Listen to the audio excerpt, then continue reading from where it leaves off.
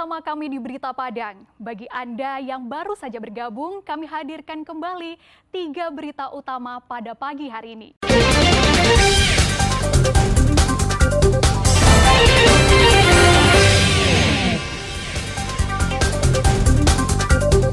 Seorang pemuda curi sepeda motor besar di Rumah Sakit M. Jamil Padang. Coba kabur dari sergapan polisi. Pengedar sabu-sabu tak berkutik saat dibekuk di halaman rumah seorang warga. Seorang nenek renta tinggal di gubuk reot berlantai tanah bersama anaknya di situ jual Limonagari, 50 kota.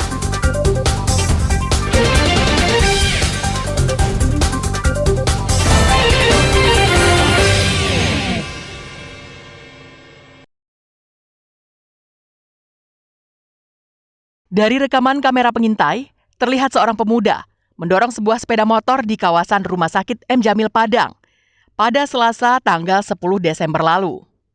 Untuk menghindari pemeriksaan petugas di loket parkir, pemuda itu mendorong sepeda motornya melalui trotoar, sehingga terkesan motornya mogok. Namun ternyata sepeda motor itu adalah sepeda motor curian. Dari hasil pemeriksaan video dari kamera pengintai di rumah sakit, polisi akhirnya mengetahui identitas pelaku. Pelaku bernama Rafid, ditangkap polisi di kawasan Andalas, pusat kota Padang, Sabtu pekan lalu. Polisi juga menyita sepeda motor hasil curiannya. Hasil pemeriksaan sementara terungkap, pelaku nekat mencuri sepeda motor, hanya karena ingin mempunyai sepeda motor besar. Tersangka juga baru 1 kali mencuri. Pelaku saat ini menganggur dan tidak memiliki pekerjaan. Rencananya, sepeda motor curian itu akan dijualnya, namun keburu tertangkap polisi. Setelah kita mendapat laporan dari korban yang terjadi TKP-nya di Rumah Sakit M. Jamil, itu korban kehilangan sepeda motor. Untuk tim kita melakukan penyelidikan di lapangan untuk mengecek CCTV dan terlihat di situ seorang pemuda sedang mendorong sepeda motor yang diduga dicuri oleh tersangka. Untuk pengakuan sementara dari tersangka hanya 1 TKP. Pelaku dijerat dengan pasal 363 KUHP tentang pencurian dengan ancaman hukuman di atas 5 tahun penjara. Alfi melaporkan dari Padang.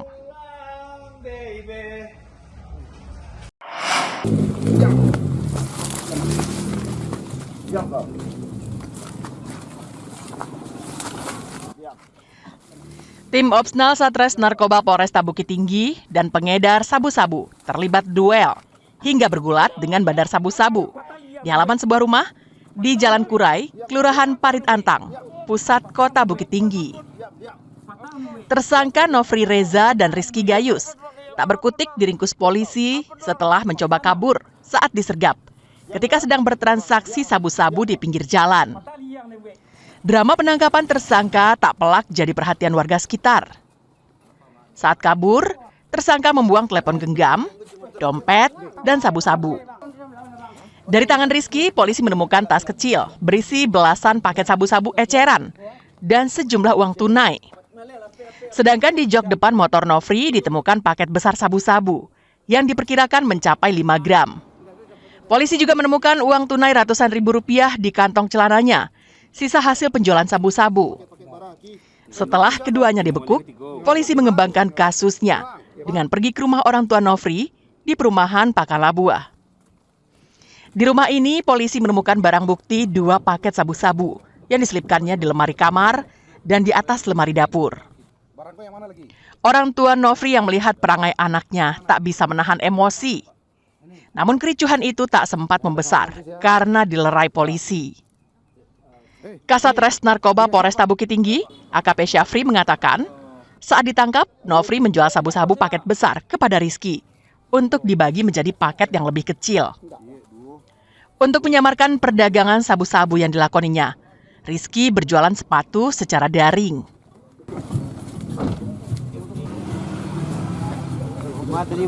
Benar, kami Satres Narkoba Polresta Bukit Tinggi berusaha melakukan penggerebekan ya.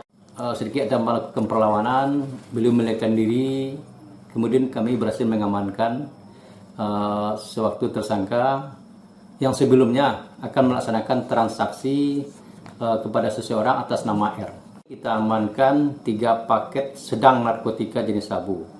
Kemudian uang tunai diduga hasil dari penjualan. Sesuai dengan keterangannya, modusnya menjual sepatu online. Kedua tersangka dan barang bukti dibawa ke Mapolresta Bukit Tinggi untuk penyelidikan lebih lanjut. Keduanya terancam hukuman 20 tahun penjara berdasarkan Undang-Undang Narkotika Nomor 35 Tahun 2009.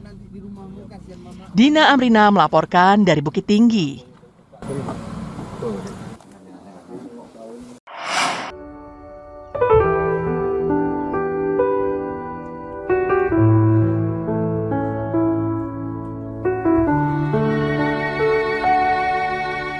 Warga Jorong Sawah Laweh, Situjuh Limonagari, 50 kota, berharap perbaikan rumah seorang warga miskin di daerah itu.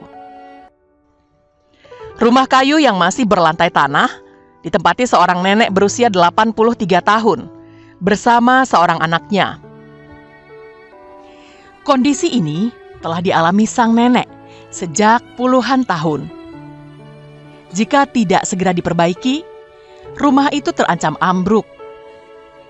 Di rumah ini, Nurbaina tinggal bersama putranya, Aswir, yang berusia 64 tahun. Mereka hidup dari hasil pekerjaan serabutan Aswir. Kadang-kadang menjadi buruh tani atau mengambil upah memetik kelapa. Sedangkan nenek Nurbaina tidak kuat lagi bekerja. Tubuhnya kurus dan ringkih, namun pendengarannya masih baik. Bahkan, ia masih lancar bercerita jika dia takut tinggal di rumahnya.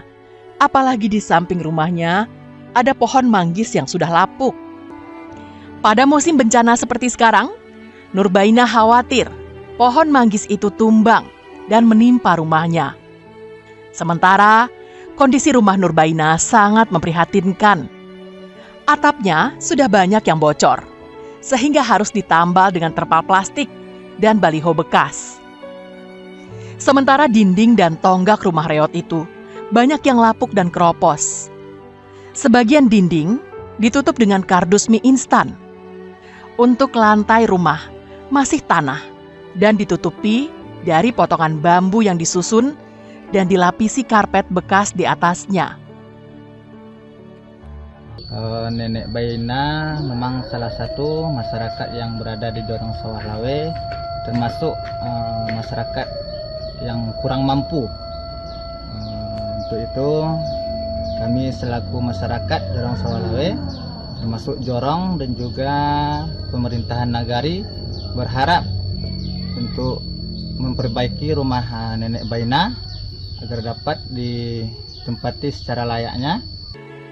Kondisi dapur dan kamar sama kusamnya. Tidak ada sanitasi di rumah itu. Jauh dari kehidupan sehat sebagai hak warga negara. Sejatinya, warga di 50 kota harus prihatin dan urunan bersama-sama membuatkan Nurbaina sebuah rumah yang layak huni agar nenek renta itu bisa tenang menjalani masa tuanya. Ikhlasul Ihsan melaporkan dari 50 kota.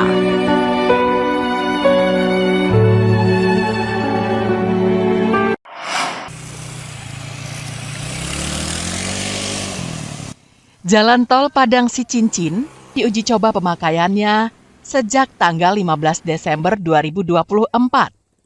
Uji coba ini berlangsung selama libur Natal dan Tahun Baru 2025.